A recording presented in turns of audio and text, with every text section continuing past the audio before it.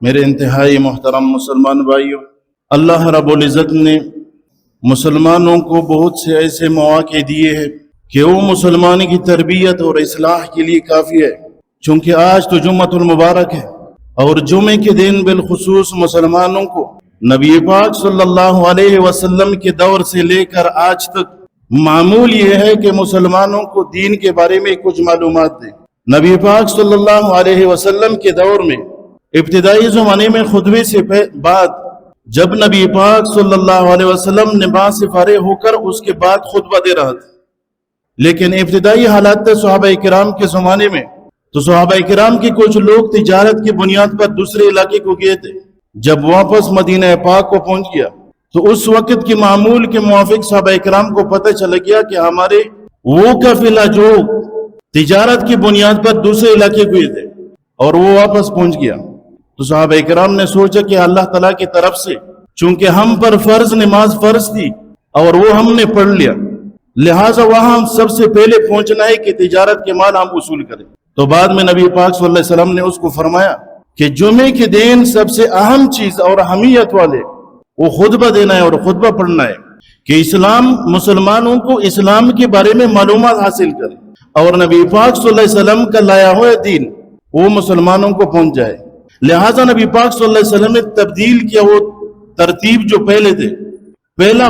خطبہ شروع کیا، اس کے بعد نماز پڑھنا۔ لیکن میرے محترم دوستوں اور بزرگوں، بدقسمتی کی بات یہ کہ جن لوگوں کو نصیحت کی ضرورت ہے وہ خطبے کو اور نماز سے پہلے تقریر کو تو آتے نہیں، اور جو بزرگ ہے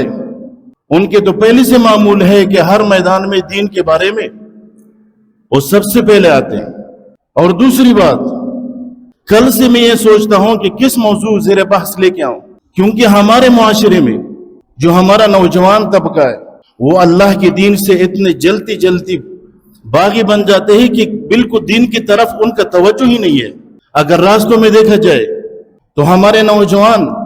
ان کی ہمت نہیں ہے کہ وہ جماعت میں نماز کے لیے حاضری لگا دیں۔ اگر راستوں میں اس کو دیکھا جائے تو ہمارے بہت سے نوجوان نشوں میں مبتلا ہے، دین اور اسلام کے بارے میں اس کے ساتھ فکر اور سوچ بھی نہیں ہے کہ یہ ہمارے معاشرے میں ہمارے مسلمانوں کا کوئی ذمہ داری ہے۔ حالانکہ ہمارے علماء، ہمارے اکابر ہر جمعے میں، عید میں، عام حالات میں، تفسیر کی شکل میں، بیانات کی شکل میں،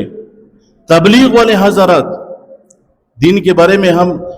کوئی چیز نہیں ہے کہ اس نے چھوڑ دیا ہے کہ وہ ہم کو بتانے نہیں۔ لیکن آج مسلمان، نبی پاک صلی اللہ علیہ وسلم نے فرمایا کہ ہمارے مسلمان دین سے اس طرف دوڑے جا رہے ہیں کہ ہم اس سے پیچھے پکڑ رہے ہیں کہ وہ جہنم سے بچ جائے۔ لہذا جن لوگوں کے لیے نصیحت کی ضرورت ہے وہ تو مسجد میں حاضری نہیں لگا دیتے۔ لیکن میرے محترم دوستوں اور بزرگوں، ہمارے سوچ کے موافق سب سے بڑے ناکامی اور کوتاہی وہ اکابر اور بزرگوں کی ہے کہ جن کی اولاد ہے اور اس کو تربیت، ان کو دین کی طرف یا علماء کے سامنے بٹھانے کے وہ ترغیب اور تربیت نہیں دے رہے۔ الحمدللہ آج ہمارے اس ملک میں دین کے بارے میں جتنا آزادی ہے اور دین کے فکر بارے میں جتنے آزادی کے طور پر اس کو تربیت دی جاتی ہے، بہت سے مسلمانوں کے ممالک ہے وہاں ان کی سوچ اور فکر بھی نہیں کر سکتے۔ اگر جو علماء دین کے کام کر رہے ہیں وہ بھی جو ان کو حکومت کی طرف سے ہدایت دی جاتی ہے، اپنے طرف سے کسی کو تقریر، بیان، تفسیر، احادیث بیان کرنا ان کے سوچ بھی نہیں کر سکتے۔ تو میرے محترم دوستوں اور بزرگوں، اللہ رب العزت نے فرمایا یا ایھا الذین آمنو، بہت پیارے لہجے میں اللہ رب العزت نے مسلمانوں کو بتایا کہ اے مومنو، یعنی اللہ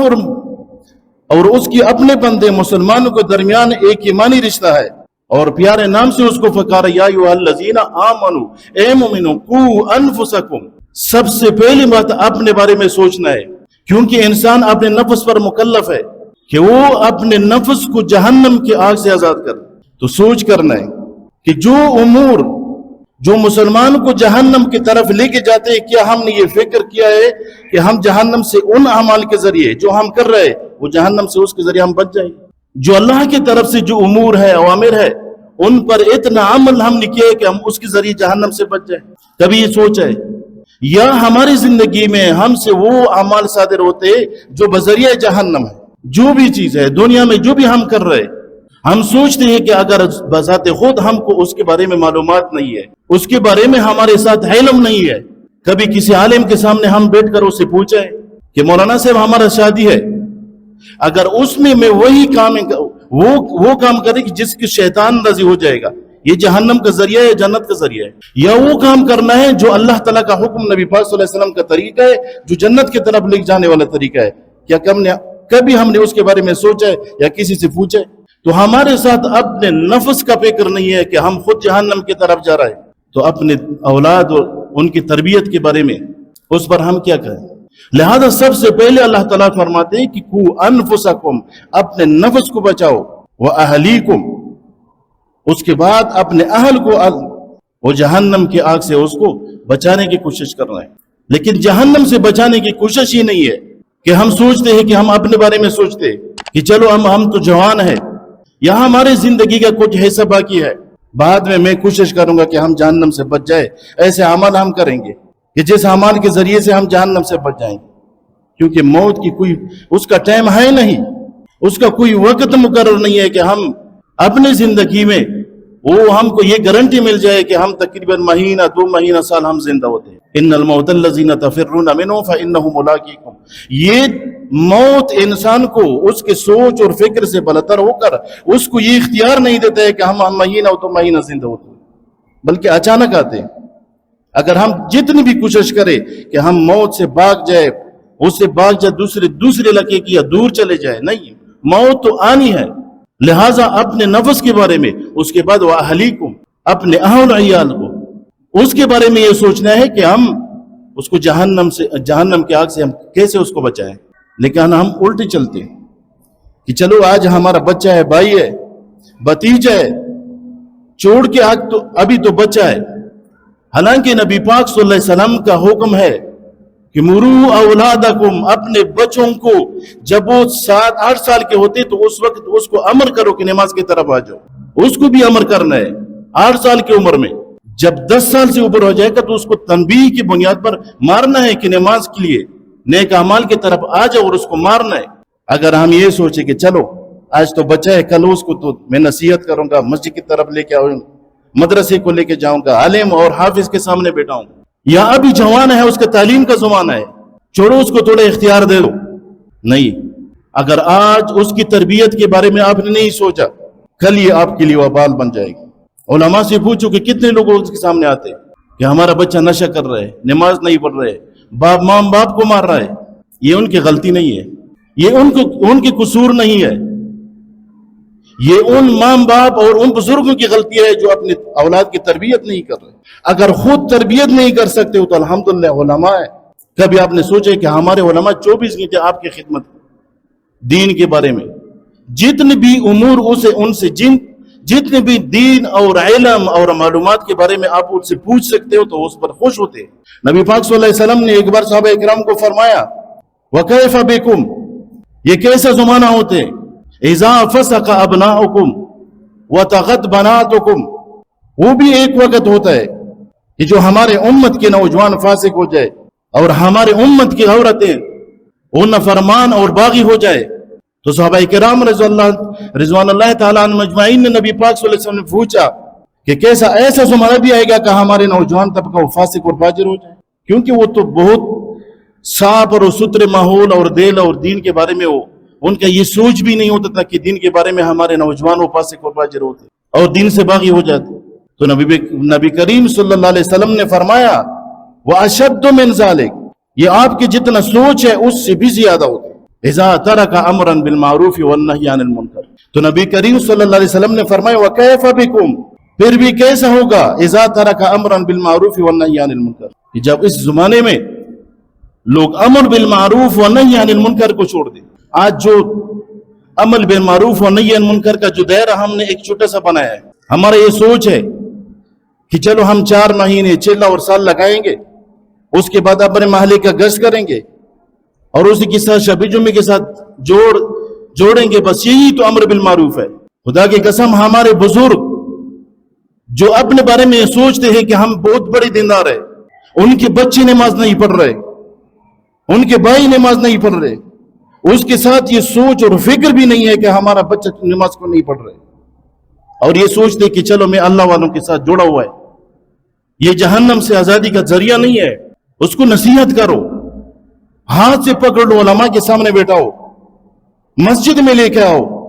دین سے کہو، اس کے بعد وہ آپ کے لیے ذریعہ خیر بھی بن جاتی ہے۔ اگر ہمارا یہ سوچ ہوتے کہ چلو ہم تو 5 نماز وقت پڑھ رہے اور خود بھی علماء کے ساتھ نہیں بیٹھیں گے کہ دین ہے کیا، اور دین ہم کو کیا سکھا رہا ہے، اور خود اپنے اولاد کے بارے میں بھی سوچ نہیں ہے۔ حالانکہ انبیاء علیہ السلام سے لے کر نوح علیہ السلام نے پہلے اپنے بچے کے بارے میں سوچا اور پھر اس کو نصیحت کی، اور بہت زور سے اس کو نصیحت۔ ہم سوچتے کہ چلو یہ ہمارا اولاد ہے، اس کا اپنا کام ہے، ہمارا اپنا کام ہے، اور اس کے نقصانات کیا ہے؟ سب سے پہلے اس کے نقصان ان کو ماں باپ اور اپنے گھر والوں کو ہوتے، کبھی ماں کو مار رہا ہے، کبھی باپ کو مار رہا ہے۔ ان کے اخلاق اور اخلاقی کردار کیا ہے؟ مال اور کو اس میں وہ جھگڑے کر رہا ہے، دوسروں کو ایذا اور تکلیفیں پہنچا رہی ہے، تو گلہ شکوہ اس کو آتی ہے جب ان کے نقصان ہم کو ہے، اور ہم کو بھی پتہ ہے کہ ان کی نصیحت اور تربیت ان کے مستقبل کے بارے میں وہ بغیر دین کے علماء کی کوئی اور ہے نہیں، پھر بھی اس پر ہم نے نہیں سوچا ہے۔ تو ہم سوچتے کہ اس کی تعلیمی ماحول ہے، چھوڑو اس کو۔ تو نبی پاک صلی اللہ علیہ وسلم نے فرمایا کہ ایسا زمانہ آئے گا کہ ہمارے نوجوان وہ فاسق اور فاجر بن جائیں گے، اور ان کی عورتیں وہ باغی ہو جاتے ہیں، اور وہ امر بالمعروف و نہی عن المنکر کو چھوڑ دیتے ہیں۔ تو لہٰذا اسی وقت، اور نبی پاک صلی اللہ علیہ وسلم نے فرمایا وَكَيْفَ بِكُمْ إِذَا تَرَكْتُمُ الْمَعْرُوفَ وَأَمَرْتُمْ بِالْمُنکر، بالکل کیسا الٹا ہو جائے گا۔ مسلمان کا کام ہے امر بالمعروف و نہی عن المنکر، لیکن اس کے وہ الٹا ہو جائے گا، امر نہی عن منکر سے لوگوں کو بلا رہے کہ چلو یہ منکر ہے، یہ دین کے خلاف ہے، اور وہ وہی کام میں لوگوں کو بھی دعوت دے رہے، اور جو معروف ہے، نیکی کا کام ہے، اسے لوگوں کو منع کر دیتے ہیں۔ اگر آپ یہ سوچتے ہیں کہ وہ کس طریقے سے، آج تو نماز کا ٹائم ہوتا ہے، ہمارے نوجوان محلوں میں 10 15 وہ اپنے ساتھ اپنے نوجوان کو بٹھاتے تھے کہ آج دیکھو موبائل میں جو بھی دیکھ رہے ہیں آپ سب کو پتہ ہے۔ ایک تو معروف سے نماز سے، دین میں کچھ ہم سننے سے، اسی بھی وہ تو منع کر دیتے، دوسری طرف منکر چیز، وہ چیز جو اس پر اللہ و رسول وہ اس پر ناراض ہوتے، اس کی طرف بھی دعوت دیتے، وہی زمانہ ہے۔ اور نبی پاک صلی اللہ علیہ وسلم نے فرمایا وَتَرَى الْمَعْرُوفَ مُنْكَرًا وَالْمُنْكَرَ مَعْرُوفًا، ایسا زمانہ آئے گا کہ لوگ نیکی والے کام کو، معروف کو، اچھے کاموں کو برا سمجھتے کہ چھوڑو یہ مولویوں یا تبلیغ والوں کا کام ہے، یہ مسجدوں والا کا کام ہے، اور وہ چیز جو دین میں منکر ہے، دین میں وہ منع ہے، ان کو وہ نیکی کا کام سمجھتے ہیں۔ اگر اسی حدیث کا آج ظاہر میں آپ لوگ سب کو پتہ ہے کہ وہی ماحول ہے، میرے محترم دوستو، صحابہ کرام نے فرمایا کہ ان کے خلاصی اور نجات کا کیا ذریعہ ہے؟ نبی پاک صلی اللہ علیہ وسلم نے فرمایا التوجہ الی اللہ، اسی وقت اللہ کی طرف توجہ کرو، اللہ کی دین کی طرف توجہ کرو۔ تو میرے محترم دوستوں اور بزرگوں، آج ہمارے مساجد میں تفسیر پڑھائی جاتی ہے، کسی کے ساتھ یہ فکر بھی نہیں ہے کہ اللہ کا کلام ہے، علماء اتنا تکلیف برداشت کر رہے، وہ ہمارے نصیحت ہمارے لیے فائدہ ہے، اس میں اس کا سوچ اور فکر بھی نہیں ہے۔ دعا کے لیے ہمارے وقت ٹائم نہیں ہے کہ وہ امام صاحب کی آخری دعا کے ساتھ شامل ہو جائے۔ لہٰذا اپنے اولاد کی تربیت میں سوچنا ہے، ان کے اخلاق کے بارے میں سوچنا ہے۔ تو نبی پاک صلی اللہ علیہ وسلم سے کسی نے پوچھا، حضرت عائشہ رضی اللہ تعالیٰ عنہ سے کسی نے پوچھا کہ نبی پاک صلی اللہ علیہ وسلم کے اخلاق کیا تھے، تو حضرت عائشہ رضی اللہ تعالیٰ عنہ نے فرمایا وَقَانَ خُلُقُهُ القرآن، نبی پاک صلی اللہ علیہ وسلم کے اخلاق قرآن تھے۔ بہت ہمارے مسلمان بھائی کو قرآن لفظی ان کے الفاظ بھی نہیں آتے، اور ہم گلہ کرتے، اور پھر ہمارا ایک سوچ اور بھی بنا ہوا ہے کہ آج کل مسلمان بہت ناکام ہے، اور مسلمان یہ کرتے ہیں وہ کرتے ہیں، حالانکہ مسلمان جب مسلمان بن جائے تو اسے غلطی نہیں ہو سکتی۔ آج ہماری زندگی کا جو طریقہ کار ہے، غیروں کا طریقہ کار اپنایا ہے، مسلمان کا ایک طریقہ ہماری زندگیوں میں نہیں ہے۔ وہ گلہ کرتے ہیں کہ مسلمان جب مسلمان بن جائے وہ غلطی نہیں کر رہے۔ لہٰذا آج اس دور میں ہمارے نوجوان، ہمارا آئندہ نسل جس طرح دین سے بھاگ رہے، آج کل ہم دیکھتے کہ ہمارا چھوٹا معاشرہ، اس پر ہم کتنا محنت کر رہے، مسجد میں یا ان کی تربیت کے بارے میں ہم نے یہ سوچا ہے کہ علماء کے ساتھ اس کو بٹھا دیں، بلکہ آج کل مسلمان نوجوان نے بالکل ان کی ذہن تبدیل ہو گیا ہے۔ وہ کام جو مسلمان کر رہے، یقین کرو ہمارے نوجوان طبقہ جو باہر ممالک میں ہے، وہ یہ سوچتے ہیں کہ ہمارا دین بس صرف بھی ہے کہ مسجد میں آ جاؤ، بس نماز پڑھو 4 وقت 5، سنت بھی نہیں ہے، کچھ بھی نہیں، صرف فرض پڑھو، یہی دین ہے۔ لہذا آج کل الحمدللہ تو ہمارے بزرگ یا نوجوانوں میں تھوڑا دین کا فکر ہے، آئندہ نسل کیا کر رہے ہیں، آئندہ کے لیے ہم کیا سوچتے اور ان کے بارے میں ہمارا کیا فکر ہوتے۔ لہذا اللہ تعالیٰ فرماتے یا ایھا الذین آمنوا قوا انفسکم واہلیکم نارا، اپنے بارے میں، اپنے اہل و عیال کے بارے میں جہنم سے نجات کی سوچ اور فکر کرنا ہے۔ لیکن اگر جس اعمال کے ساتھ ہم دنیا سے جاتے ہیں، یہ سوچ نہیں ہے کہ ہم جنت میں جائیں،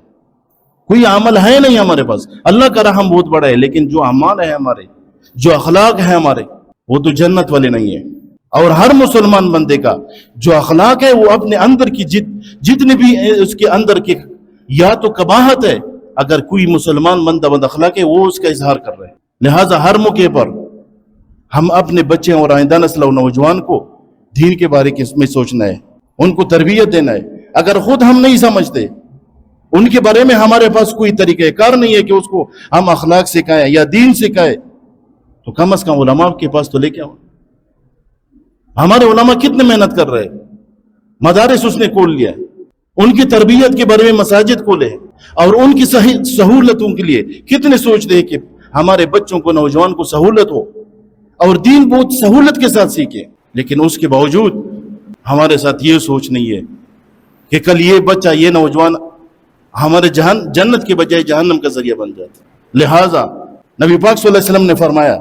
اور دین پر عمل کرنا بہت آسان ہے۔ نبی پاک صلی اللہ علیہ وسلم نے فرمایا لا یؤمن احدکم حتی اکون ہواہ تبعا لما جئت بہ۔ ہماری زندگی کی جتنی بھی خواہشات ہیں، ہمارے دل جتنی بھی خواہشات کرتے ہیں، لیکن اس خواہش کو ہم دیکھیں کہ نبی پاک صلی اللہ علیہ وسلم کے عمل کے موافق ہے یا نہیں،